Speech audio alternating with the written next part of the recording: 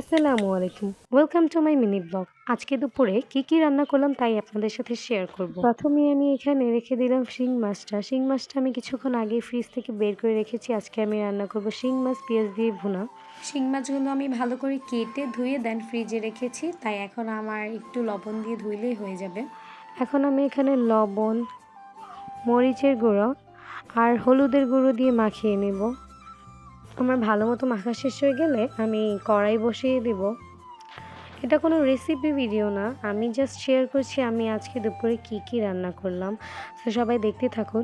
জানি না এত বড় ভিডিও কে বা কারা দেখবে, কিন্তু যারাই দেখবেন তাদেরকে অসংখ্য ধন্যবাদ। আমার না বেশি লং ভিডিও দিতে ইচ্ছে করে না, আসলে একটা লং ভিডিও করতে অনেক সময় লাগে আর অনেক ধৈর্যের প্রয়োজন। আমার এমনিতেই অনেক ধৈর্য কম, বড় ভিডিওতে আমি কি থেকে কি বলবো বুঝে উঠতে পারি না।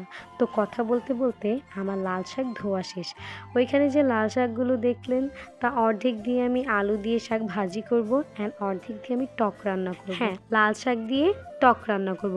কে শুনেছেন আমি জানি না, আপনারা খেয়েছেন কিনা সেটাও জানি না, কিন্তু আম্মু ছোটোবেলায় অনেক রান্না করে খাইয়েছে আর ছোটোবেলায় এটা আমার মোস্ট ফেভারিট ছিল।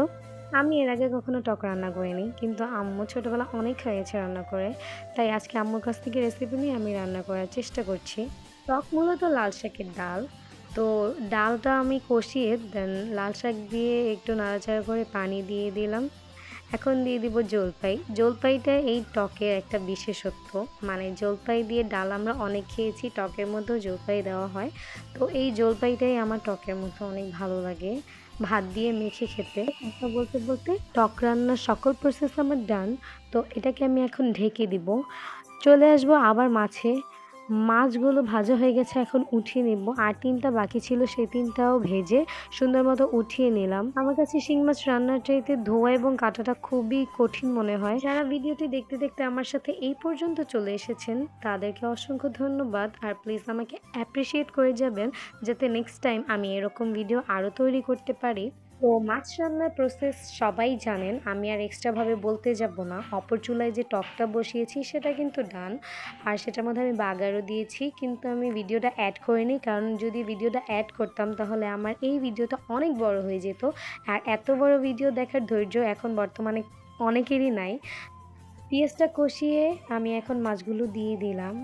ভিডিওটি যাতে বেশি বড় না হয়ে যায় এই কারণে আমি অনেকগুলো ভিডিও কেটে দিয়েছি। তো দুপুরের রান্না এই তো শেষ প্রায়। এখন আমি ধনিয়া পাতা দিয়ে দিলাম আর দিয়ে দিলাম 2টো কাঁচামরিচ। এখন একটু মিশিয়ে ঢেকে নেব। আর এই তো আমার রান্না শেষ। আর এই যে আমার ফাইনাল লুক। আজকের ভিডিওটি এই পর্যন্তই। আল্লাহ হাফেজ, সবাই ভালো থাকবেন।